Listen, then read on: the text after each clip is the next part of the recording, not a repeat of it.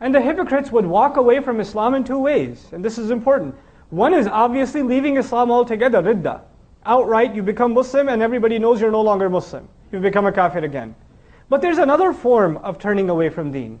And that is that on the outside, you say that you still profess to be from the Muslims because that has social consequences if you walk away from Islam outright.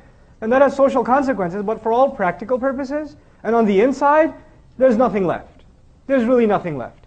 And when especially now you've become a person of picking and choosing what do you take from the deen and what you don't take from the deen. And this is one of the central messages of this surah.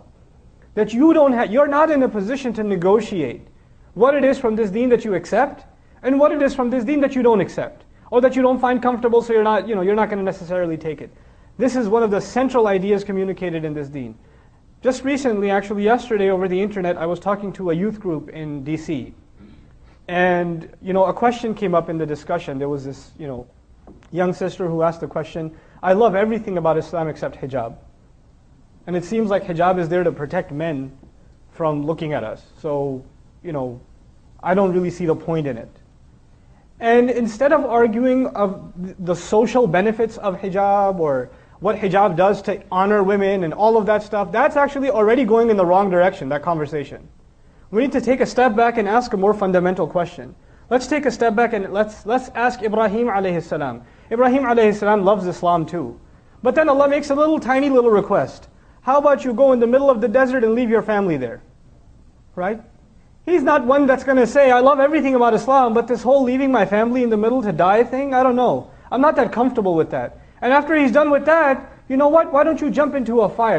I love everything about Islam, except this whole burning myself alive, that's asking a little too much. Nope, you don't find that question. Then Allah says, put a knife to your son's throat. Go ahead. And he says, I love Islam, but I also love my son.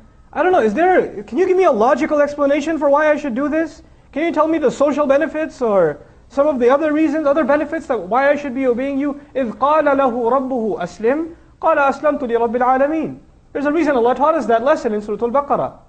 Whenever Allah said to him, give yourself up, submit, surrender, he said, I surrender, I give myself up. I submit myself entirely before the master of all peoples, بِرَبِّ الْعَالَمِينَ. So before we talk about any aspect of deen and try to figure out the logic of it, understand the larger purpose. Allah has made this deen one of submitting to Him. If you're having a hard time submitting to Him, you're having a hard time with Islam itself, the very central idea of deen itself. It's not to say you shouldn't understand the ahkam of Allah, but you and I have to be ones that once we understand them, we have to, whether we get it or not, whether we see the logic of it or not, we have to give it up. We have to just give it up. Ya ayyuhal ladhina amanu. Of course the ayah is addressing us. Man yartadda minkum an dinihi. The one who turns away among you, minkum, an dinihi, from his deen. The one who turns back from among you from his deen. Allah didn't say all of us are turning back from our deen, a group from among us. And man is an interesting word in Arabic. It could refer to something plural, and it can also refer to something singular. So from a point of view of taqleel, it could be even if a single person is walking away from deen. They're walking away from the religion. And I've already mentioned to you this can happen in two ways. One, practically they denounce Islam altogether. And two, for all practical purposes, internally, in their heart of hearts, in their thoughts, they really don't submit to Allah. They don't really see the point of living by Allah's teachings. They don't see the point in that anymore. So for those practical purposes, they walked away from deen also, even if nobody else, human beings don't see it. We see a Muslim on the outside, we're supposed to say, Assalamu alaikum wa rahmatullah. We're not supposed to judge what's in their heart, but Allah can. Allah sees what's inside. So whoever of you has walked away, or does so, then what does Allah say? فَسَوْفَ, then soon. And sawfa is the Arabic word that implies very soon. It won't take very long for Allah to take immediate steps. And what are those steps? يَأْتِ اللَّهُ بِقَوْمٍ. Allah will bring about a nation.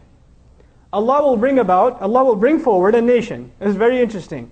The first part was, even if one of you walks away, and then Allah says, Allah will bring a whole nation around.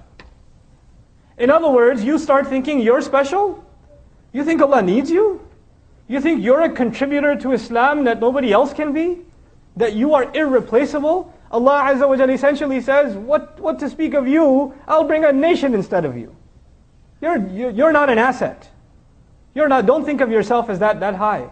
Already we're being put in our place. And one of the central embedded teachings of this ayah is humility, that we understand our place. That in this deen, when we get the honor of saying La ilaha illallah, when we have the honor of saying Muhammadur Rasulullah sallallahu alayhi wasallam, then this is an honor and a gift given by Allah. And if you don't appreciate this gift, then who needs you? There's plenty of others that can appreciate it more than you and I.